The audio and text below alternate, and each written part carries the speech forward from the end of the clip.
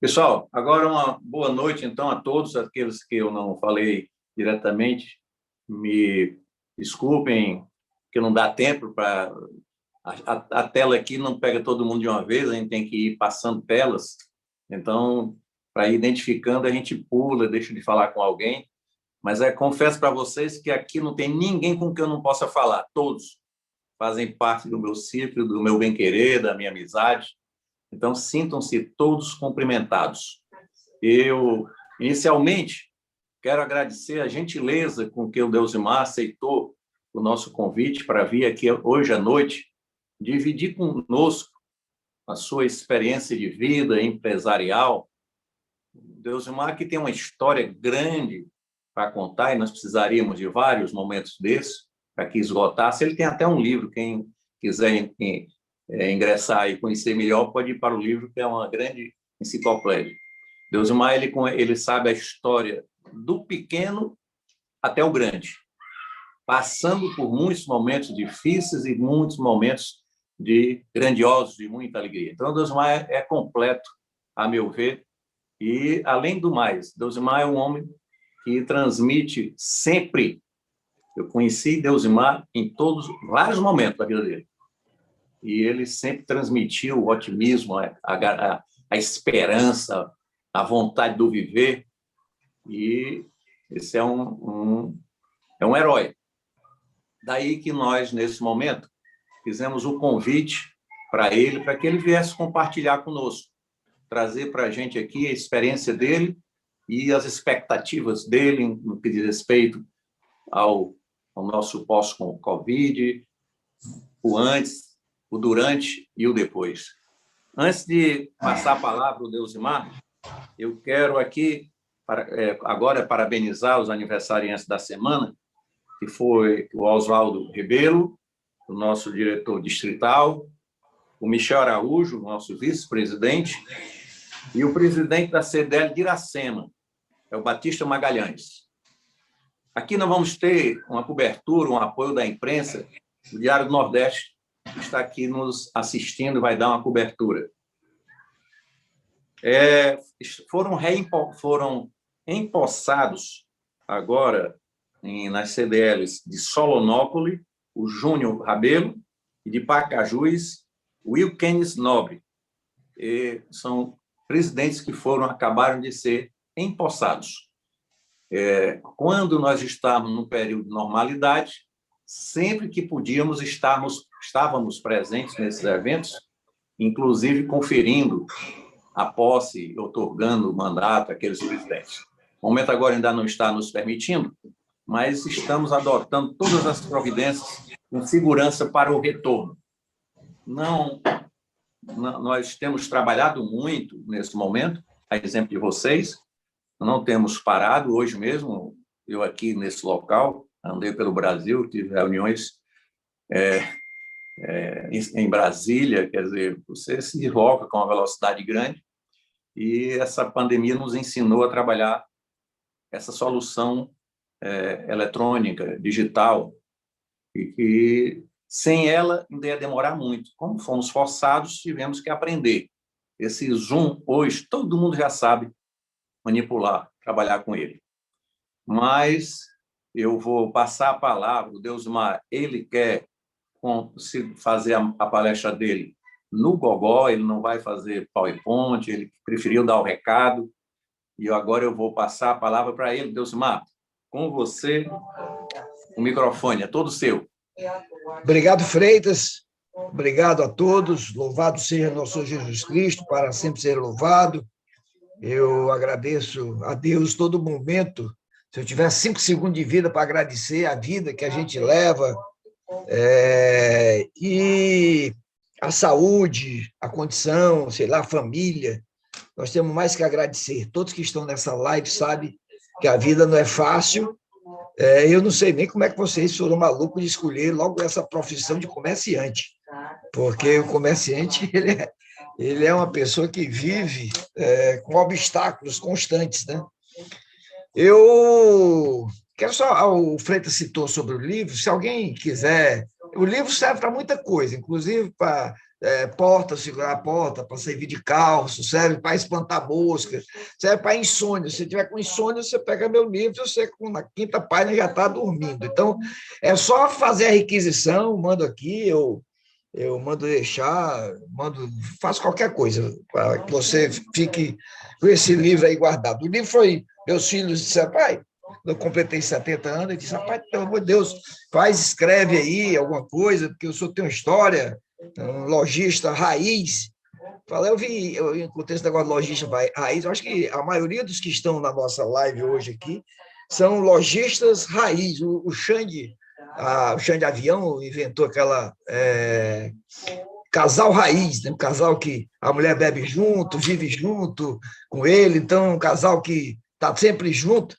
Eu acho que tem alguns que são a raiz fina ainda, mas tem alguns com raiz grossa. O pessoal que é da década de 60, deve ter alguém. Eu sei que o Freitas disse que já fez 60 anos, claro, eu também já fiz, alguns já fizemos, né, Freitas?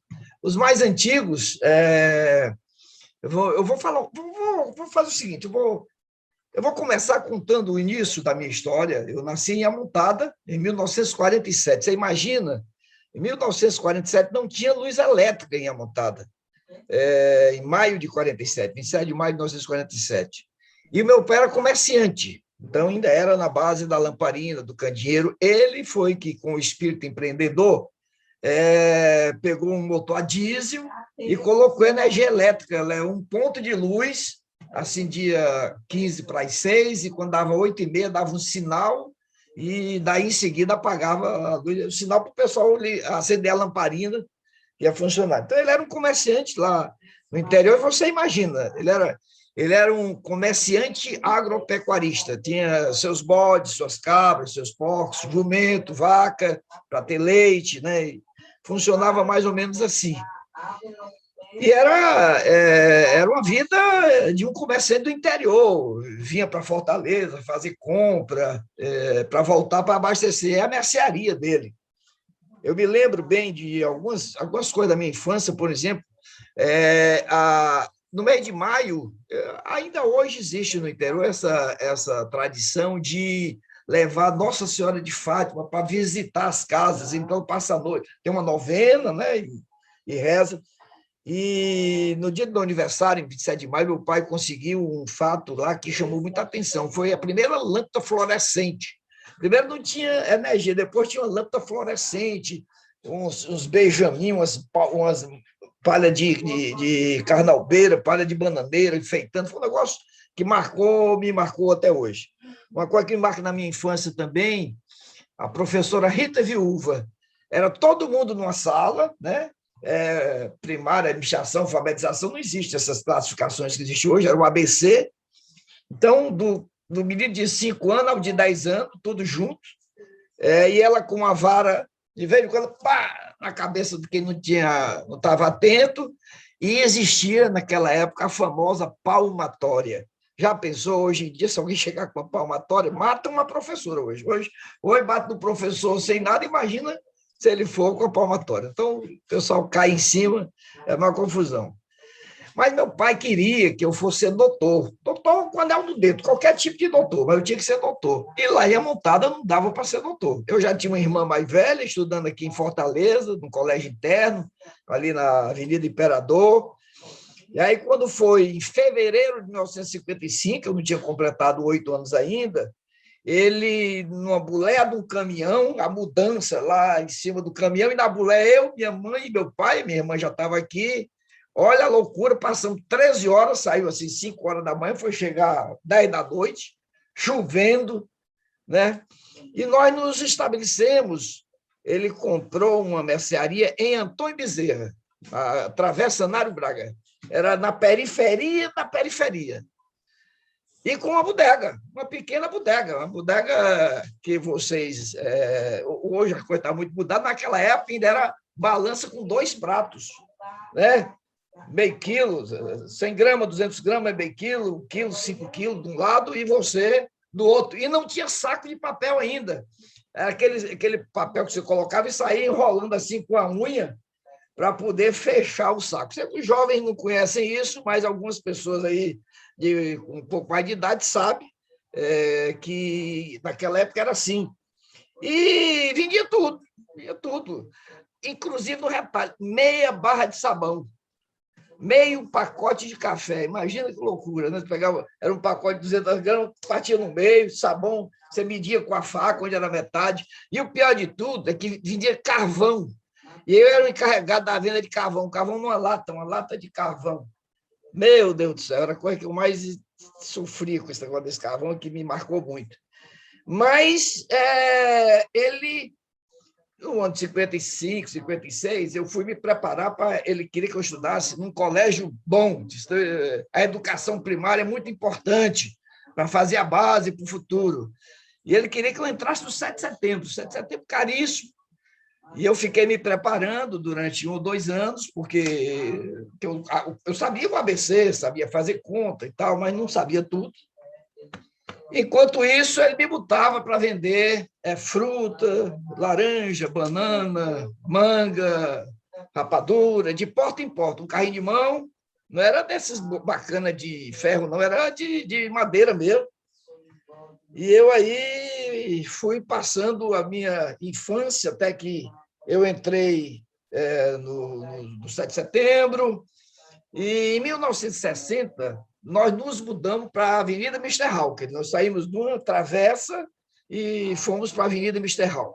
E aí eu fui promovido a balconista. Quer dizer, eu já não era mais um cara que, quando eu voltava da aula, ia vender nos campos de futebol ou de casa em casa. E nessa época já era uma balança Filizola. Então já não era mais aquela balança de 2 pratos, já tinha saído para uma balança Filizola, tinha uma bonitona, vermelha, já era outro nível, né? Continuou vendendo tudo. O forte dele, nessa época, era a venda de goma.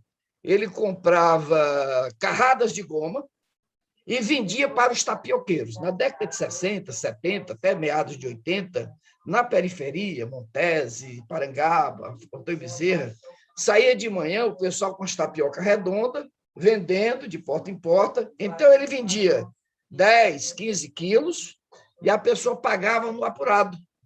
Então, tinha dezenas de tapioqueiros que todo dia se abasteciam da goma e pagavam no apurado. Até que um dia aconteceu um fato que me marcou e que me segue até hoje, em definitivo, na minha vida. Eu tenho pautado a minha vida com esse ensinamento. Um dos fornecedores de goma chegou para ele e disse: seu Antônio, o nome dele Antônio Nonato, era Antônio Lisboa, que era conhecido como Antônio Nonato. Seu Antônio, o senhor não tem medo de chegar a hora de eu vir buscar o dia, porque eu também comprava fiado, pagava no dia seguinte com apurado dos tapioqueiros. O senhor não tem medo que eu chegue aqui, o senhor não tem o dinheiro para me pagar porque os tapioqueiros não lhe pagaram? E aí ele disse uma coisa que eu tenho gravado comigo, graças a Deus tenho conseguido, até hoje, a pagamentos com 40 anos, nunca pagou um título com dia de atraso. Ele fez a seguinte sentença: vendo minha cama, durmo no chão, mas um credor não sai sem receber o dinheiro. E ele marcava a hora do cara vir receber e tal. Então, eu usei isso sempre como um mote e como uma filosofia de vida. Eu não preciso ter 1000 lojas. Se eu não posso ter 1000, só tem 900. Um dos erros que alguns comerciantes, alguns lojistas cometem é dar uma passada maior do que a perna, é se motivar. O meu vizinho abriu uma segunda loja, ele abre também, sem condições. Então, tem que ter muito cuidado com o que você pode e com o que você não pode fazer. É importantíssimo que você tenha consciência das suas obrigações com os funcionários, com os fornecedores, e não dê uma passada maior do que a perna. E eu fiquei cuidando ali, aprendendo o comércio, né? E aí, em 1964, meu pai resolve voltar para a montada. E eu, aí com 16, 17 anos, aprendi a vir na Governador Sampaio comprar feijão, arroz, óleo Pajeú, caixa de sabão, comprar a mercadoria para abastecer a loja. Foi um ensinamento muito interessante. Eu aí com 17 anos, saí do colégio, já tinha ido para o Colégio Cearense, aí fui estudar num colégio à noite, porque não dava mais para conciliar.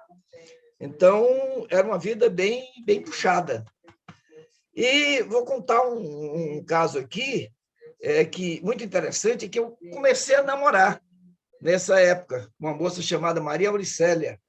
E foi um fato que marcou minha vida, porque, se vocês acompanharem, durante a minha existência, eu tinha 17 nessa época.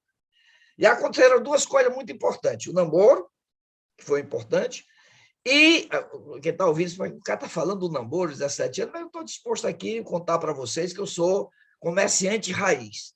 Tem gente que acha que deve vir para o comércio, vende um bem, se aposenta em algum canto e bota um comércio. Eu, como alguns dos senhores, conheço desde o começo, conheço a base e vivi isso. Estamos falando com uma pessoa que tem vivência. E aconteceu um negócio interessante. Eu achava que o comércio era pouco para mim. Consegui um primo do interior para vir me ajudar. Esse primo me resolveu dois problemas. Me deu a liberdade de procurar um emprego e casou com a minha irmã, que já estava ficando meia coroa, que já estava 10 anos mais velho que eu, já estava dando o último pulo da macaca, e eu peguei o meu primo e casei com ela, e foi um negócio bem interessante. Então, já foi... aí eu tive liberdade para procurar um emprego. Em 1967, eu consigo o meu primeiro emprego na IBM do Brasil. E aí eu já tinha 3 anos de casado, e a minha esposa era dessa família nordestina, 4 mulheres e 8 homens. E os homens entroncados, bravos, meus amigos, mas sempre, certo? E eu comecei a me preocupar com o casamento, e é muito importante esse lance, porque na medida que você se preocupa com alguma coisa, você começa a direcionar sua poupança, suas atenções para aquilo. Então, eu passei a começar a ter reserva, o primeiro emprego, um emprego formal. O americano, sistematicamente, ele reserva 30% do que ganha numa poupança. Lá não tem a famosa aposentadoria que nós temos aqui. Então, ele se prepara para a velhice, para curtir a velhice. Então, ele, desde cedo, desde o primeiro emprego, que ele vai poupando sistematicamente. Uma coisa que eu aconselho que todos que estão me ouvindo tenham sempre uma reserva. Você vai, mas é muito difícil, eu não estou conseguindo pagar nem mais duplicata, tudo bem. Mas, na medida do possível, tenha uma reserva. Essa filosofia de ter reserva me ajudou muito ao longo da minha vida. Aí, em 69, eu entro na Faculdade de Economia, faço o curso de Ciências Econômicas e Administrativas, e continuo na IBM, e a IBM era muito importante, porque ele pagava hora extra.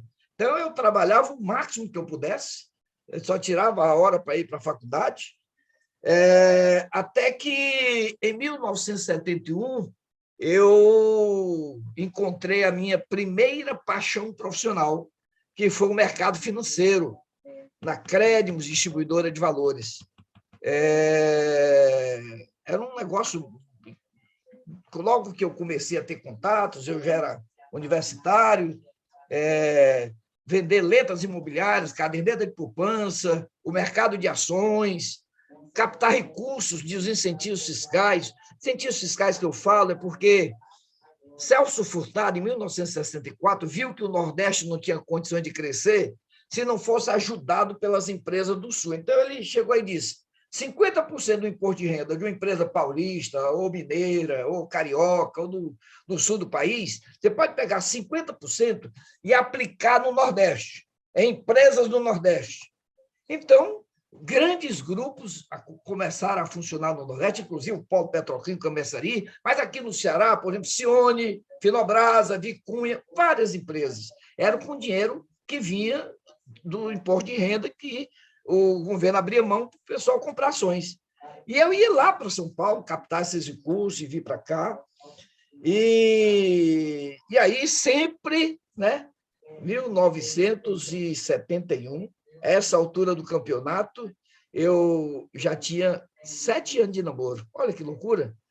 E eu, desde o começo, que eu estava preocupado em fazer uma poupança para casar, realmente eu tive condições de casar. Eu vou insistir, porque se eu sair dessa live aqui com vocês, com a ideia de que vocês têm que ter uma poupança, uma reserva, eu me dou por satisfeito. Então, eu já tinha uma reserva. Não era essa reserva toda, mas fui morar em casa alugada, em Antônio Bezerra. Continuei lá, né? Não quer dizer que eu tinha uma reserva substancial que pudesse comprar. E aí, resolvido o problema do casamento, aí eu passei a ter outro desejo. Passei a ter um outro mote da poupança, que era a casa própria. Aí eu queria já uma reserva para a casa própria. Em 1973, me formei em economia.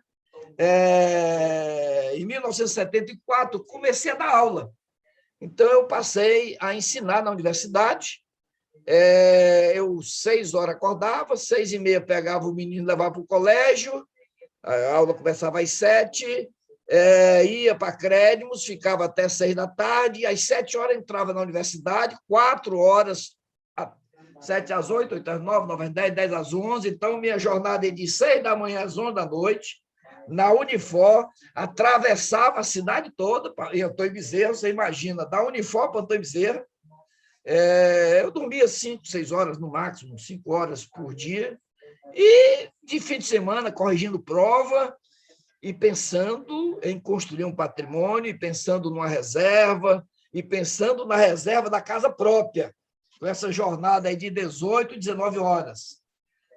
Em 1976, eu recebo um convite para ganhar a metade do que eu ganhava, e eu já tinha filhos. Então, um outro ensinamento interessante, que às vezes você precisa se sacrificar momentaneamente em troca de algo maior. Me convidaram para montar o pregão da Bolsa de Valores, porque eu já tinha um conhecimento do mercado de capitais, eu já era professor da universidade, e a Bolsa, o pessoal da Bolsa achou que eu teria condições. Existia uma Bolsa, mas não tinha pregão, não tinha leilão, não tinha venda de ações. E aí eu concordei, eu verifiquei que seria uma oportunidade muito interessante para eu conhecer uma coisa que ninguém conhecia. Em 1970, fui fazer estágio na Bolsa de São Paulo, na Bolsa do Rio de Janeiro, na Bolsa de Belo Horizonte, que não era informatizada ainda, e aí eu copiei o modelo da Bolsa de Belo Horizonte, e em janeiro de 77 começam os pregões. Aí o presidente da Bolsa tinha uma carta patente de uma corretora, e o Banco Central e a CVM começou a pressionar. Você tem uma carta patente, você tem que botar para funcionar. E ele me chama para montar essa corretora. E aí eu digo, num gesto muito ousado, pergunto, tudo bem, não dá para o senhor me dar uma participação acionária? Ele olhou e disse, como assim? Não, eu preciso, quero começar a pensar como dono, nós vamos começar do zero. Resultado, ele concordou, ele me deu 15% dessa empresa. Essa empresa começou no dia 26 de maio de 1977, eu completaria 30 anos no dia 27, só que era um feriado, começou no dia 26 de maio. Então, com 30 anos, começou a empresa que me deu régua e compasso. Foi onde eu ganhei dinheiro. Em 79, aconteceu um acidente com uma empresa que o meu sócio, que nunca tinha ido lá, era um homem muito rico, chamado Bernardo Bichucha, ele era credor, ele era avalista de uma empresa em São Paulo, chamada Fertiplan, e a empresa pediu um concordato. E Mário Rico Simos disse, eu dou uma ajuda, financio alguns dólares, se você assumir a direção da empresa. E ele foi embora. Ele nunca tinha ido na corretora. E aí eu cheguei e sou Bichucha, eu tenho 15% do resultado e 100% do trabalho. O senhor tem 0 de trabalho e 85% do resultado. Ainda não está dando resultado, mas eu acredito que vai dar. Me ceda mais um pedaço ou me venda mais um pedaço. E ele não concordou, só vendo se for tudo.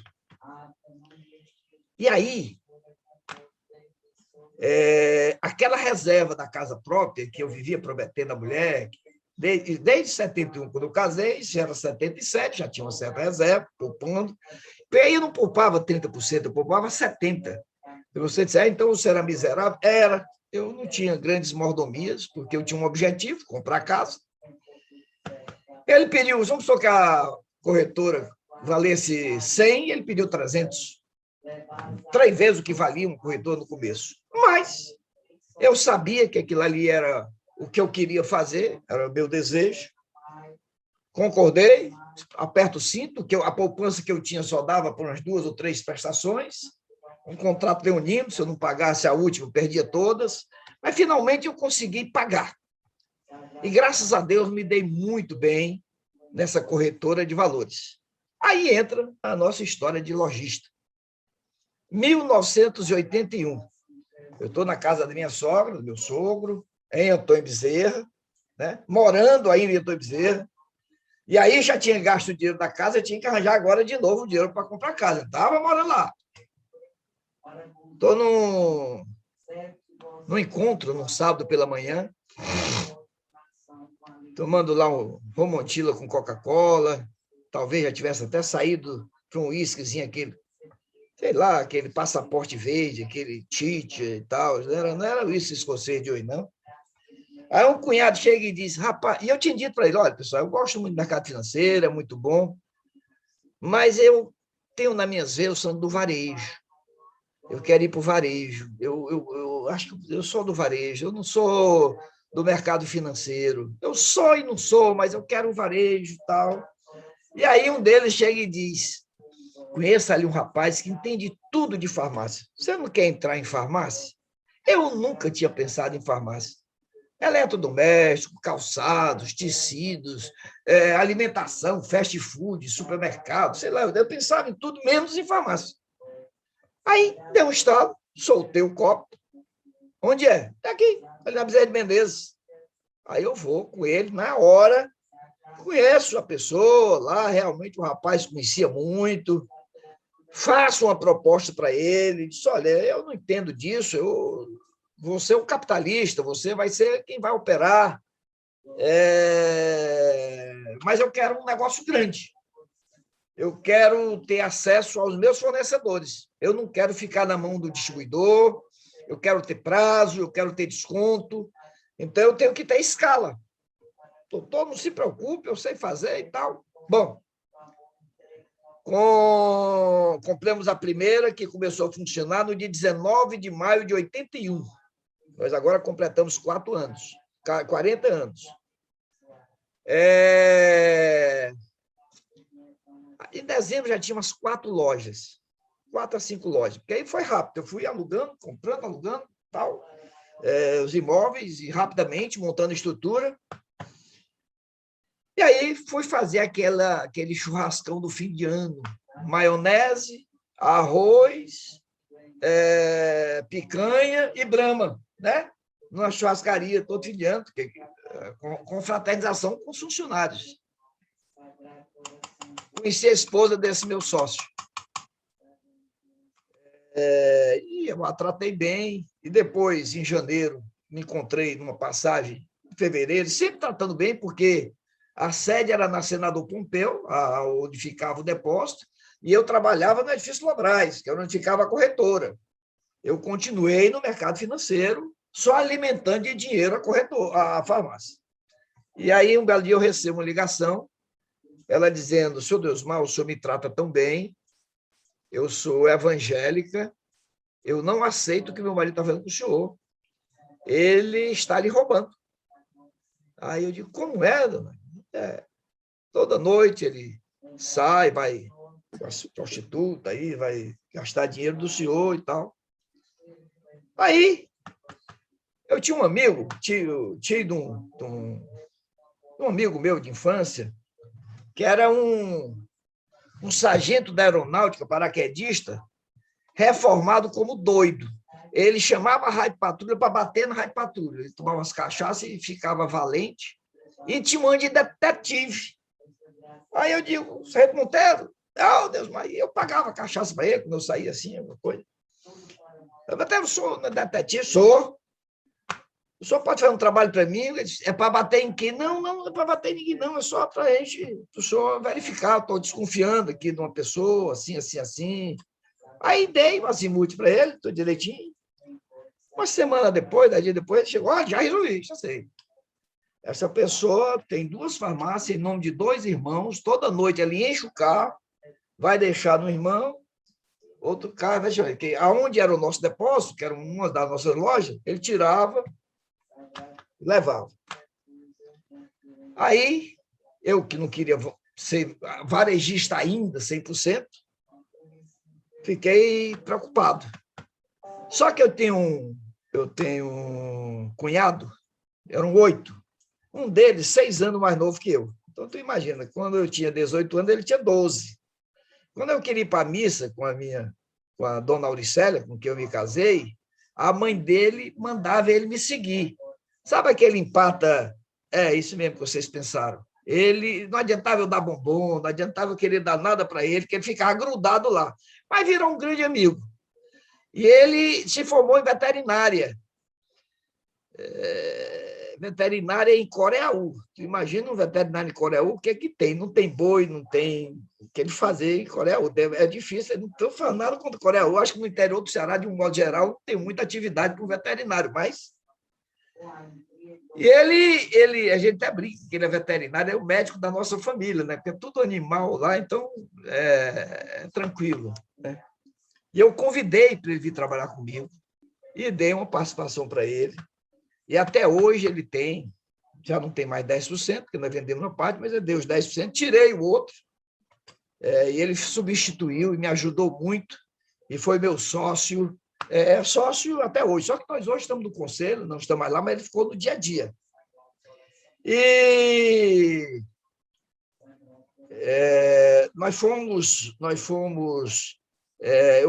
aí eu troquei o magistério pela Pagamentos. Quer dizer, aí não dava mais para eu continuar dando aula, fui me dedicar, tinha a corretora, mas à noite eu me dedicava totalmente a ver faturamento, porque já tinha acontecido o que aconteceu porque eu não me dediquei.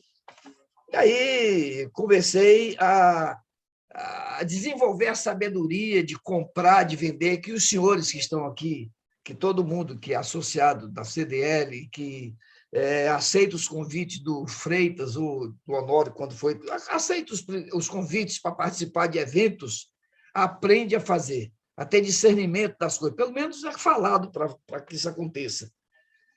Como comprar, né? Os produtos de alto giro, na época, em 82, 83, 84, na década de 80, a inflação muito alta, você tinha que vender barato para ganhar no giro, você comprava, antes de pagar, já tinha vendido, aplicava o dinheiro, 3%. Então, foi um negócio muito interessante, reinvestindo tudo. Aí, o sonho da poupança, vou falar de novo, que eu já tinha gastado a poupança na compra da participação na coisa, continuei investindo, já deu para sobrar para comprar o apartamento que eu queria, não mais Antônio Bezerra, já na Aldeota, que era o sonho de todo mundo. E vem os planos econômicos da época, que a maioria dos senhores se lembra, 1986, o plano cruzado, que congelamento de preço, né? Cruzado 1, Cruzado 2, 1987, o Plano Bressa, que congela salário, congela aluguel. Em janeiro de 89, Plano Verão, do Maílson da Nóbrega, cria o Cruzado Novo. 1990, vem o Collor, né, com Cruzeiro Novo, e congela também a poupança. Teve um em 90, em 91, com a Zélia Cardoso. Até que em 93 chega o Fernando Henrique com a URV, que em 94 se transforma no Plano Real. E aí a farmácia já tinha crescido bastante. Qual era o sonho?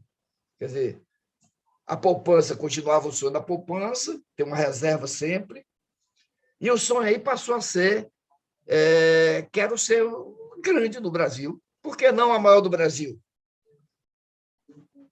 às vezes parece até meio megalomaníaco, um cearense querer ser o maior do Brasil. Eu às vezes, me defronto com cearenses com alto potencial e que se amofinam diante de uma dificuldade ou diante de um desafio muito grande. Isso não deve acontecer. Começamos a sair do Ceará, em 1993, fomos para o Rio Grande do Norte. Em 97, uma grande jogada que foi quando nós fomos entrar em Recife. Recife, a gente diz que Recife é maior do que Fortaleza, mas é quando junta Jaboatão dos Guararapes e Olindas. Recife, isoladamente, é metade do que Fortaleza, talvez até menor.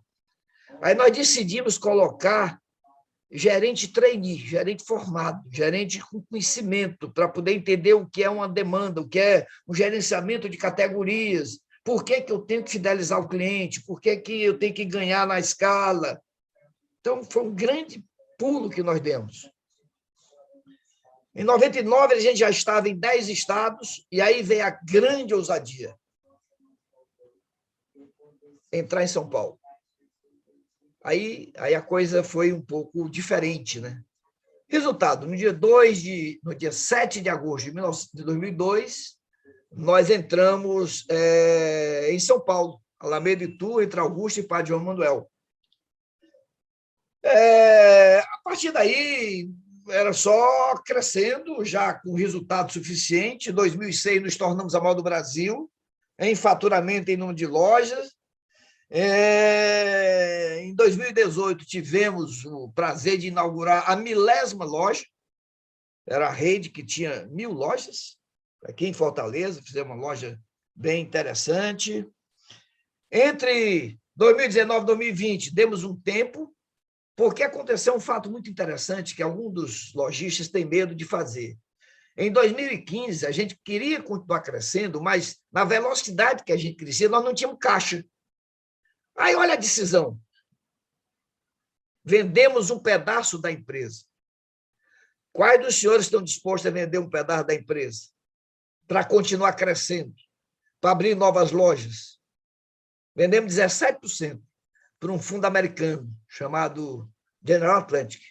Esse fundo opera em 10 países, conhece tudo sobre varejo, e a proposta era: eu vou te vender 17%, vou botar capital, vou abrir mais lojas, mas quero ter o conhecimento. Como é que a gente faz para ser uma loja, uma empresa, para dar um pulo muito maior? E eles só entram se você tiver essa proposta. Então, continuamos abrindo loja. Quando foi 19 e 20, fechamos 170 lojas. Para melhorar o resultado, eu tinha uma dificuldade muito grande em fechar loja. Loja a gente considera como sendo um filho. Às vezes não está dando resultado e você fica, não, mas vamos recuperar. Gente, pelo amor de Deus, zera, não está dando lucro, ela está tirando lucro das outras. 10 mil que ela pede, é 20. Ela tirou 10 de uma outra que podia estar. Fechamos 170 lojas, 19 e 20. E em 2020, em setembro, fizemos um grande sonho que tinha para o sonho maior que nós temos, que foi entrar na Bolsa, no dia 2 de setembro de 2020. Vendemos mais 19. Então, hoje nós temos 64 de uma empresa que varia X e que hoje vale 5X. Então, eu estou dizendo a minha história para que vocês entendam que às vezes é preciso vender, às vezes é preciso tomar decisões difíceis de fechar. E aí você me pergunta, bom, você vendeu, botou dinheiro no bolso, fez agora uma proposta para comprar 400 lojas, a Extra Farma. Qual é o sonho? Ainda continua tendo sonho? Claro. O sonho, que deve ser o sonho de todos os senhores, perpetuar a empresa. Você não começa uma empresa para ela acabar amanhã, ou daqui a 5 anos, ou daqui a 10 anos. Quem é varejista raiz, que é empresário, empreendedor, tem o que realmente quer passar uma chuva, ganhar um dinheiro e depois ir embora. A nossa ideia jamais foi essa. A nossa ideia é continuar crescendo, continuar ocupando espaço e perpetuar. Existem empresas de 100 anos, existem empresas de 150 anos, empresas de 80. Então, nós queremos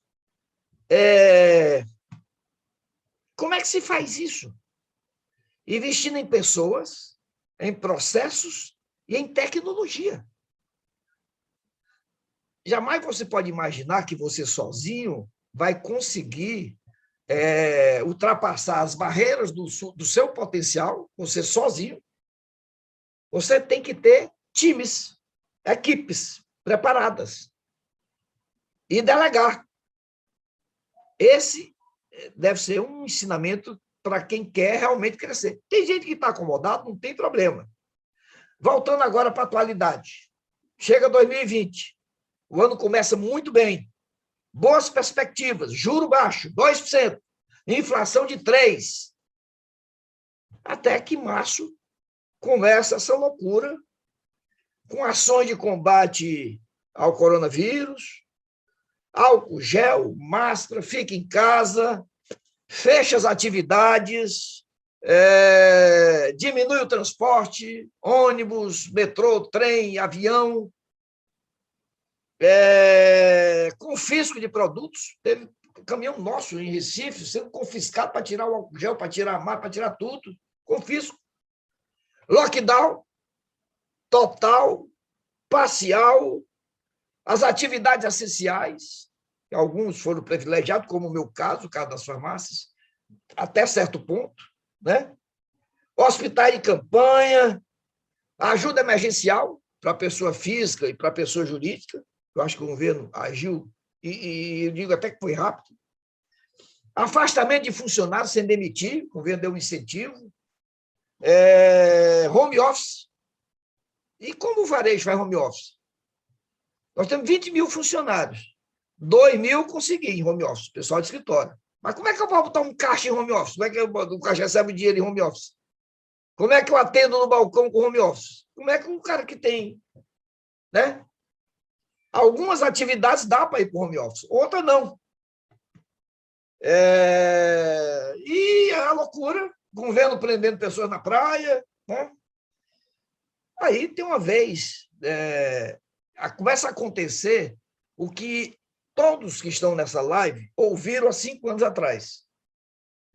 O pessoal que está aqui, que não começou há 2 anos ou 3, ouviu em todas as palestras a tal da revolução digital, revolução 4.0, que o mundo estava mudando, e mudando numa velocidade muito grande. Só que ninguém acreditava nessa mudança, nessa velocidade grande. Só se falava em e-commerce, mas ninguém se preparava para o e-commerce. Era o delivery, era o telefone, uma coisa raquítica ali, um negócio rasteiro. Ninguém estava preparado para isso. Alguns que se prepararam levaram vantagens.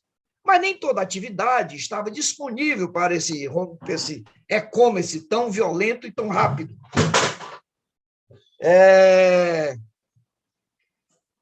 E agora?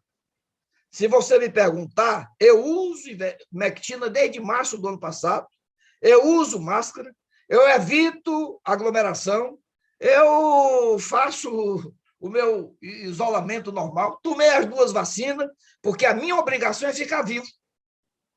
E vou fazer tudo que for possível. Não é porque o presidente fala, quero saber se o que o presidente está falando ou quem está falando. Cada um é dono da sua decisão. Você tem uma obrigação, você tem funcionário. Eu vi empresário de 8 funcionários sem ter condição de demitir nenhum dos 8, e sem ter dinheiro para pagar. Transito do pequeno e do grande. Grande, eu faço parte do IDV. Lá, grandes empresas, sem ter como pagar. Você vê um Coco Bambu aqui demitindo 1.500 pessoas de uma vez. Você vê a CVC demitindo 2.000. E aí? Como é que funciona? O que eu posso dizer para vocês é que já há uma luz no fim do túnel, mesmo com a inflação acima de 6, o juro a 4,25, tendendo a ir para 6, o desemprego está menor do que o que se esperava, existe uma recuperação do PIB que é cantada. Normalmente eles erram, mas já estão falando em 5, acima de 5, que é um espetáculo. Volta porque era 2019, melhorado, né? A vacina, eu acredito que até setembro, 70% da população esteja vacinada na segunda dose, precisa mais umas 3 semanas, porque o imunizado total é depois da segunda dose, algum tempo depois da segunda dose. Estamos aí com quase 1 milhão de carteira assinada esse ano, na recuperação econômica. A gente viu muito nos 5 anos falar nessa revolução que vinha e ninguém acreditava. Pergunta que você vai fazer é o seguinte: se eu não me adaptar, eu vou morrer? Eu acho que não. Só vai ser mais difícil você se manter no mercado. Todo dia que o Piero confirme, ou todo dia nasce alguém, um concorrente querendo tomar seu cliente. Todo dia, em qualquer setor, não tem um setor que esteja imune. Então, você vai ter que se adaptar. Se esse teu concorrente vem com uma proposta melhor, você vai perder. Eu aconselho que você mudar. Nem que seja para fazer a mesma coisa. Aumenta o teu estoque para evitar ruptura, né? Diversifica. Continua com o mesmo teu estabelecimento. Não quero informar. Ok, mas melhora a tua operação. Se você quer ouvir daqui a 1 ano, 2 anos, daqui a 6 meses, um outro lojista falando com você que teve sucesso porque se adaptou, porque investiu na omnicanalidade. Parece um nome feio, chamava-se omnichannel. Agora adjetivaram omnicanalidade. O que é isso? É você vender da forma que o cara quiser comprar. É no balcão, é pela internet, é pelo telefone, é pelo WhatsApp.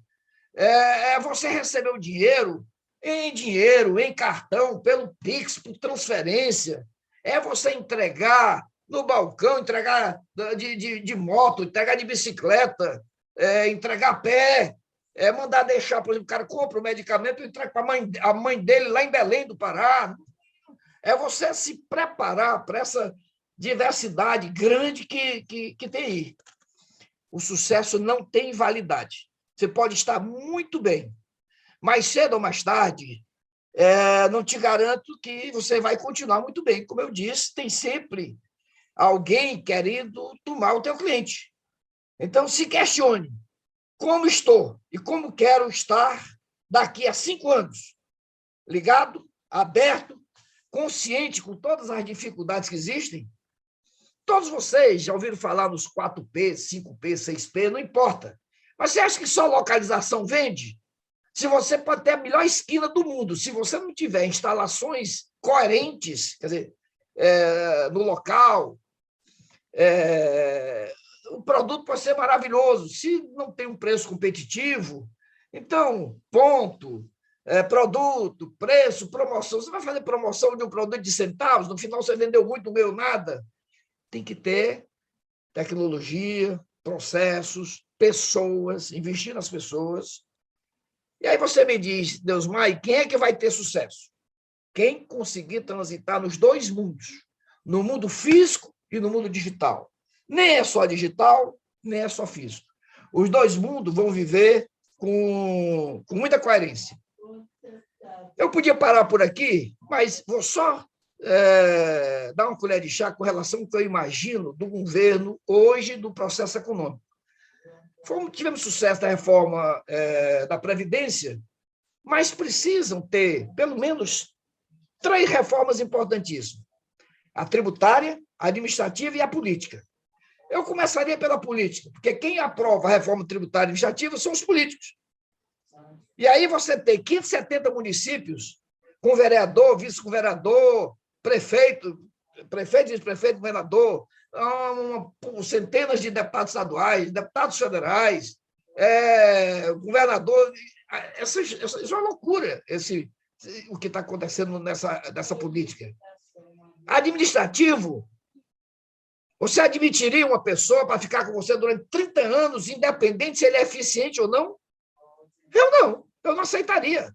Eu quero ter o direito de tirar aquele que não está produzindo. Se é filantrópico, é outra coisa. Se é para ganhar dinheiro, tem que ser quem entrega. Na Padimento não fica. 34 anos, um diretor nosso caiu fora, não estava entregando. Qual o problema? Por que nós vamos ficar? E aí vem a tributária. Na tributária, nós já vivemos um pandemônio muito louco, né? Quer dizer, você imagina como eu calculo ICM em 27 unidades da federação. Em algumas é 17, algumas é 18, outras é 19, porque tem o fundo de pobreza. Em outras, quando tem contribuinte substituto, que tem o agregado, às vezes um agregado do creme dental no estado é 30, no outro é 40. Uma loucura. Não precisa nem reduzir, não, basta simplificar. As propostas que estão vindo aí do Paulo Guedes, criar o PIB, é um programa de inclusão produtiva, criar o PIC, programa de inclusão de qualificação, para você treinar a pessoa, você paga metade, depois paga metade. Uma tributação na pessoa dos dividendos, que era isento. Quem tem empresa com crédito presumido, que tem um custo aí de 14%, 15%, que distribui, vai ser tributado. Redução do imposto de renda de pessoas de 25 para 20. Não, tem uma série de propostas, entre elas a CBS, Contribuição sobre Bens e Serviços. E aí não adianta a gente discutir, porque muda muito. Eu nem acredito que tenha no ano eleitoral, vai aumentar, porque já começou, né? Nós sabemos que a eleição no próximo ano, mas já está em plena campanha aí os nossos governantes. Eu não acredito que eles vão fazer nada que possa prejudicar a imagem dos executivos, né? Mas me desculpe, Freitas, eu me entusiasmo, mas estou aqui às suas ordens para responder a alguma pergunta que você queira. Se eu não souber, eu pergunto ao Honório, que é um grande lojista, pergunto a vários que estão aí, que vivem e sofrem da mesma forma que a gente que é lojista. Ok, meu amigo? Meu amigo Deusmar, muito obrigado pela sua presença. Você deu o recado, sabia que você iria fazer com sucesso. Nosso pessoal todo estava esperando, ansioso de uma mensagem dessa de otimismo, mas não só otimismo, é de crença, de realidade, porque eu sou adepto do Ariano Suassuna, quando ele dizia que o otimista é um tolo e o pessimista é um chato.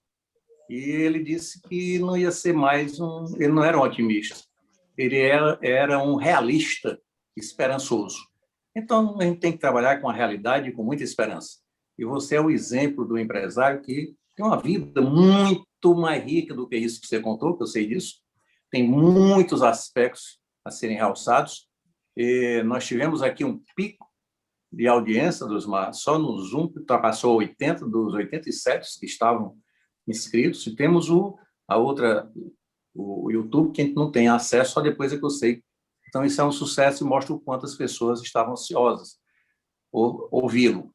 Eu vou aqui passar a palavra para o Honório Pinheiro, porque ele é muito ansioso, ele já abriu ali o som dele, eu sei que ele quer falar, por isso que eu vou me antecipar e passar para ele a palavra. Contigo, Honório, a palavra.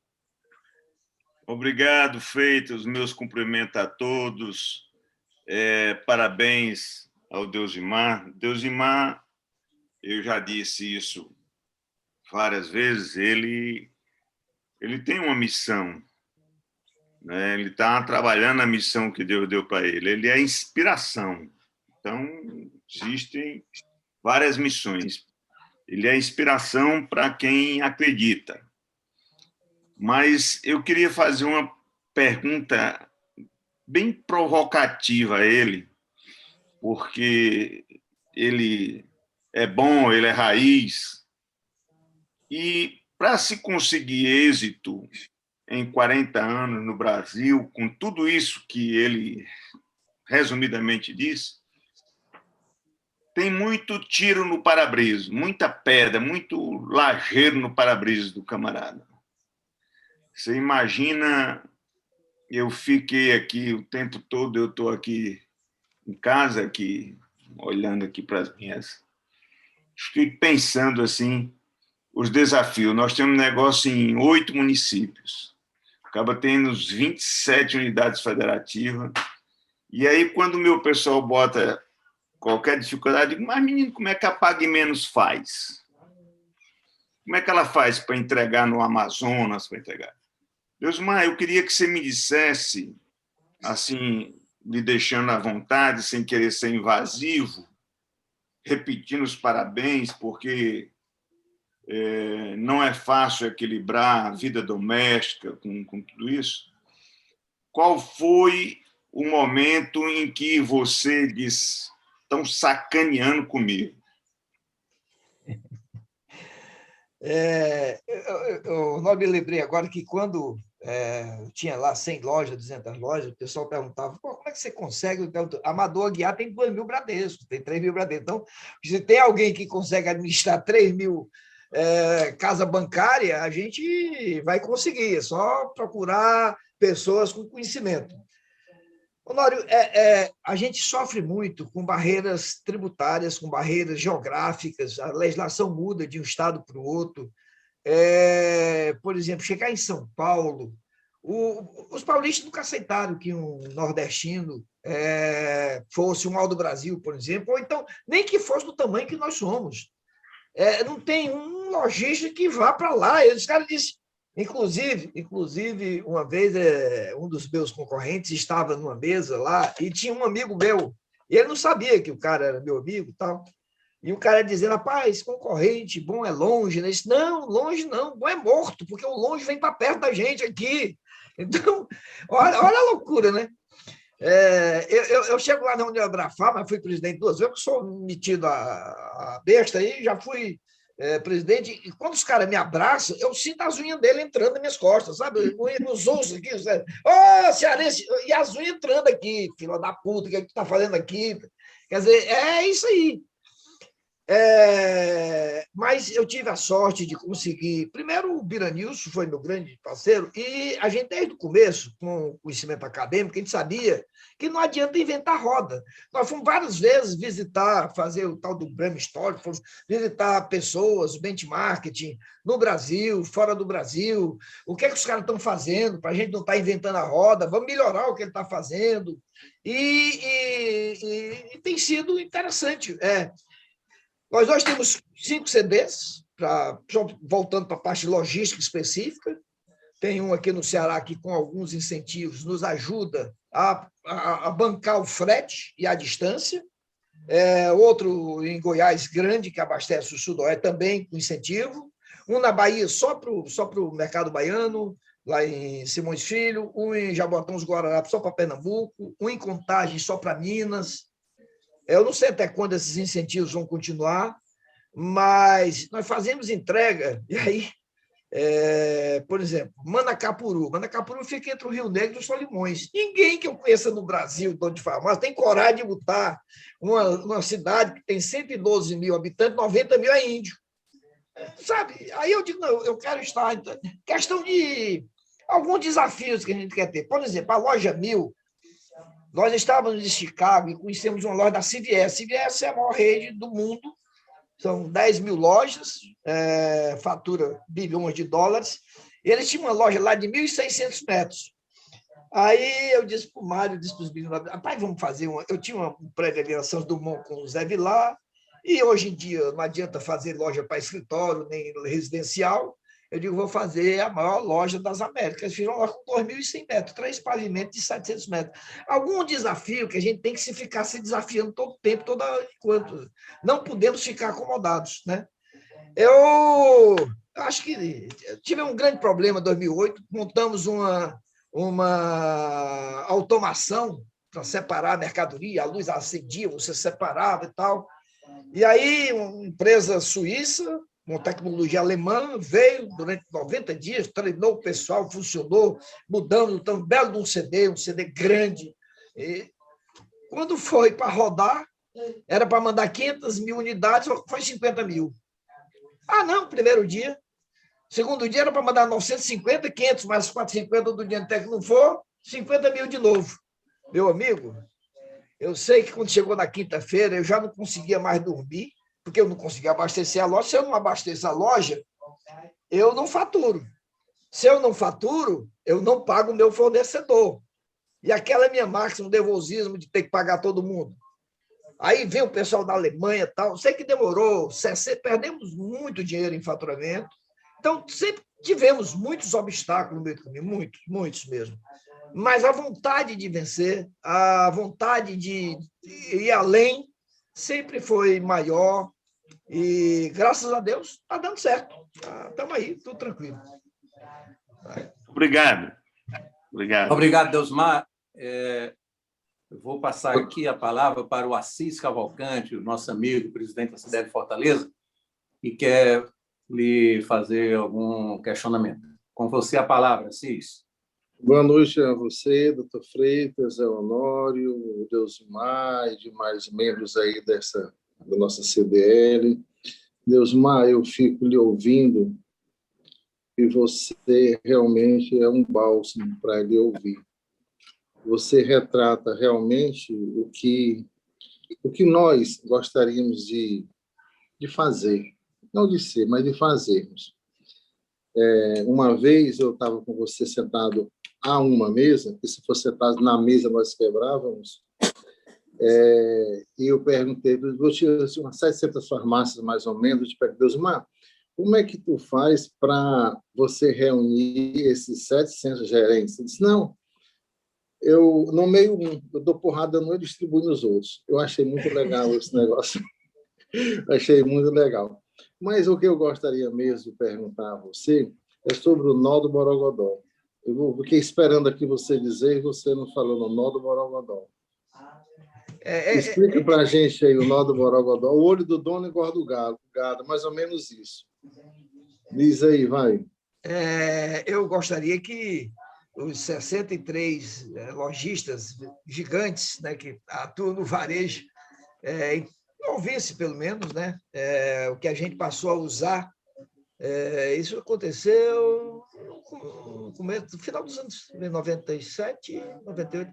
Por volta de 90 e qualquer coisa, eu inventei uma história, peguei um saquinho pequeno, 2 sacos com feijão, 2 sacos com milho, e comecei a visitar as lojas e nas reuniões eu contava uma história para os meus gerentes, meus líderes, para os gerentes de loja, e dizia que tinha um empresário que começou pequeno e foi tendo sucesso, e ele trabalhava de segunda a domingo, abria a loja no sábado e domingo até meio-dia, porque ele ia para a missa e tal, mas segundas, terça, quarta até sábado. Aí ele começou a ganhar dinheiro e estava bem sucedido. Aí deixou de abrir no domingo. Continuou por ali e tal. De repente, ele deixou de abrir no sábado. Aí fechava sábado, domingo, só abria de segunda a sexta. E comprou uma casa de praia, um F1000 cabine dupla. E o tempo passando, e o negócio dele começou a cair. Começou a diminuir. Ele já não vendia mais tanto quanto vendia. E ele foi se consultar com os grandes orientadores, com o pessoal que diz que sabe das coisas, né? Tem muito aí, assessores. E ele falava com um, e o cara mandava fazer uma coisa, falava com o outro, e nada, e o negócio dele caindo, e não tinha jeito. Aí disseram, olha, tem um senhor idoso ali, pensador, um sábio, por que o senhor não vai falar com ele? Aí ele foi. Chegou lá, o sábio disse, olha, faça o seguinte, o senhor pega 2 sacos com feijão, 2 sacos com arroz, coloca os 2 sacos de feijão na frente da loja, um em cada canto, e os 2 sacos de milho lá atrás, um em cada canto, e todo dia você pega 2 caroços de feijão e leva lá para o saco de milho. E pega o de milho e leva lá para o de feijão. E faça isso 3, 4 vezes por dia. Até que o saco que tinha milho fique com feijão e o que tinha feijão fique com milho. E aí, a loja voltou a crescer. Ele começou a andar dentro da loja. Ele viu a prateleira que estava suja. Ele viu o produto que estava com ruptura. Ele viu o balconista que não estava atendendo direito. Ele voltou a viver a loja. E, é claro, que aí, quando você dá assistência, devida assistência, e esse é o Borogodó é você viver a sua loja, não entrega. Se entrega, você pode treinar alguém, mas você tem que estar com os números constantemente, vendo o que está acontecendo. A história de que o olho do dono é que engorda o boi, ela não pode ser levado à risca. Você pode delegar, mas não deixe de delegar, não deixe de medir. Daqui a pouco, eu sei, às 8 horas, nós temos 3 medidas, às 8 horas, às 2 da tarde, às 8 horas, e de manhã o fechamento. Então, a gente fica vendo 1.000 e tantas lojas, faturando 8 bilhões, mas eu vejo todo dia como é que está o andamento da coisa. Ontem caiu um pouco, aí eu digo, foi que houve? São João, Pernambuco, São João, Campina Grande, São João, em Caruaru. Então, até meio-dia estava muito bem, tudo normal, previsto para aquele dia, mas, de repente, eu me esqueci que ainda tinha São João. Né? A gente aqui praticamente não comemorou, mas em Campina Grande, Caruaru, alguns para Recife, na Bahia, lá em Amargosa, comemoraram. Tudo bem. Né? Precisa viver o varejo. É isso aí. Muito obrigado, Deusmar. Fantástica a história. Deusmar, eu não sei se ainda tem mais alguém, não estou vendo, ninguém levantou a mão. Acho que o pessoal está, pelo menos estou vendo aqui, lendo manifestações no chat, todas elogiando a palestra. Muita gente aqui falando de como foi válido estar aqui essa noite contigo. Eu já sabia disso. Eu precisava ter escutado antes quanto ao saco de arroz e de milho. Eu teria feito isso, Osmar. Eu não sabia que para levar esse milho e esse saco é uma imagem muito inteligente. Você tem que viver o negócio, você tem que estar dentro. O dentro pode ser aqui, acompanhando os resultados, né? Você vivendo a empresa. E o olho do dono, você pode ter uma visão através de bons colaboradores, bem formados, e você sempre olhando, avaliando, não é isso? Isso precisa. Agora, tem um componente, Deusmar, que eu detecto em ti, queria só, agora é a minha parte, de te provocar. Nas tuas manifestações, eu vejo um componente que eu acho que é a razão do sucesso teu. É a paixão pelo teu negócio. Sim. Isso eu confesso que eu tive a paixão pelo mercado financeiro, mas não substituí a paixão quando o varejo chegou, aí o varejo foi que conquistou. Hoje eu já estou afastado, eu também acredito que é importante você delegar, não adianta você ter os filhos com você e você continuar mandando tanto quanto mandava antes, senão você não forma esse pessoal. Como eu estou com 74 anos, eu acho que não vou ver pelo menos mais 16 muito bem, depois eu vivo mais um bocado. Aí não sei se vai estar bem, mas até os 90 eu já fiz um acordo lá em cima, está tudo certo. E aí eu estou dando poderes para eles ver se eles realmente aprenderam, porque eu seria preso por trabalho infantil. Com 12 anos, meu pessoal estava lá carregando caixa, do jeito que eu fiz quando eu era criança. Meus meninos, todos trabalharam em várias funções, em várias áreas, e ficaram até agora. Não impediu de morar nos Estados Unidos, no high school, voltar, o Kaká fazer Berkeley, o MBA, o Mário foi para Boston. Não tem problema, mas aqui, junto comigo, trabalhando e trabalhando direto do que a gente está fazendo, adquirindo conhecimento com ciência, né? Esse negócio de ciência é bem complicado, né? Esse negócio das cloroquinas da vida, mas é prática, né? O prático e acadêmico. Você tem que ter, é importante ter os dois conhecimentos, né? E para mim é fundamental você se apaixonar e fazer com que estão com você se apaixone. O Honório disse aí uma coisa interessante, que é a inspiração, né? Você não pode ser um líder que manda, você tem um líder que inspira. Nós vamos chegar a 100 lojas, vamos chegar a 100 lojas, vamos chegar a 500 lojas, vamos chegar a 1.000 lojas.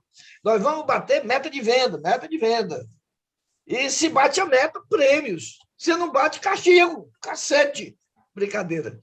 Não tem mais esse cacete, não, mas realmente precisa você estar motivando o pessoal constantemente. É assim que funciona. Vou botar numa reunião. Eu gostei muito da pontuação do Honório, de fato, encerrando aqui, fica a imagem, Deusmar, do líder inspirador. Então, gostei, Honório. Você, aqui é qual você acerta, eu tenho que reconhecer. Não tô Tá tempo, aqui não. de vez em quando, o Porque acerta todo, rapaz. você não pode dar muita corda, não, porque ele fica muito empolgado, Osmar. Ele ainda é novo, pode prejudicar o crescimento dele. Então, eu gostei, Osmar, fica a imagem do líder inspirador, que esse foi o nosso objetivo nessa hora, em que alguns conseguem transpor o momento com mais facilidade, outros nem tanto, mas que precisam desse incentivo, precisam dessa injeção de ânimo, de coragem, e não se faz só com conversa. Tem que ir para dentro, tem que procurar meter a mão na massa e acreditar mesmo. Não é só, eu vou acreditar. Não, isso aí não diz nada. É ir mesmo e movimentar a tua equipe. Se você não gosta, se você não ama o que você faz, você não vai incentivar ninguém a te acompanhar. Se você mesmo não acredita no que estás vendendo.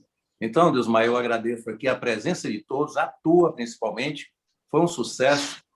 Conte sempre aqui com a federação, que tu sabes que é tua. Então, te devolvo aqui para tuas últimas considerações, para a gente assistir o jogo do Ceará, que já está 1-0 para ele, viu?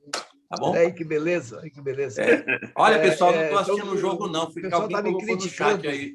E foi a Fatinha que colocou no chat, eu vi, viu, Fatinha? Valeu. Foi eu que coloquei, Freitas. Pois é.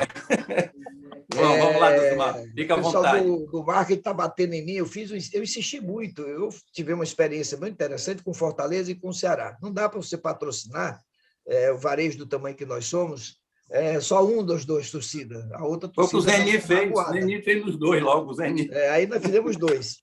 E aí resolvemos dar um passo bem gigante. Quer dizer, não tem nenhuma empresa fora de São Paulo que tenha patrocinado a seleção brasileira. Olha que loucura. E aí um cearense, metido a besta, vai lá e fecha 4 anos, ou seja, 8 semestres. Dos 8, já perdemos um, porque eu estava dizendo, aí, doutor, já perdeu o primeiro semestre de 2021. Né? Mas eu estou satisfeito, eu estou feliz. Eu tinha... muito, porque a seleção é unanimidade, não tem quem... Só o maluco vai torcer contra, né? O gol ontem foi válido, aquela coisa de bater no juiz, aquilo lá não tem nada a ver. O juiz estava no meio de besta que era, né? Não tem problema nenhum. Nós somos brasileiros. Maradona fez gol de mão, rapaz. Então, o que eu sugiro é que você acredite. Eu acho que o mundo não volta para o que era antes e que vai ter uma participação muito grande do digital em qualquer negócio, principalmente o nosso de varejo. O varejo precisa começar a se adaptar. Eu tive uma experiência em Xangai, eu fui visitar uma família chinesa e a filha declarou que há 2 anos o pai nunca tinha pego no computador e a partir daqueles últimos tempos, ele já comprava tudo, a feira, tudo no computador, tudo pelo e-commerce. Mesmo tinha um supermercado vizinho, ele pagava, sei lá, 50 cents, $1 para entregar, ele preferia comprar do que vir com a sacola, comprava pelo computador. Então, não menospreze o digital.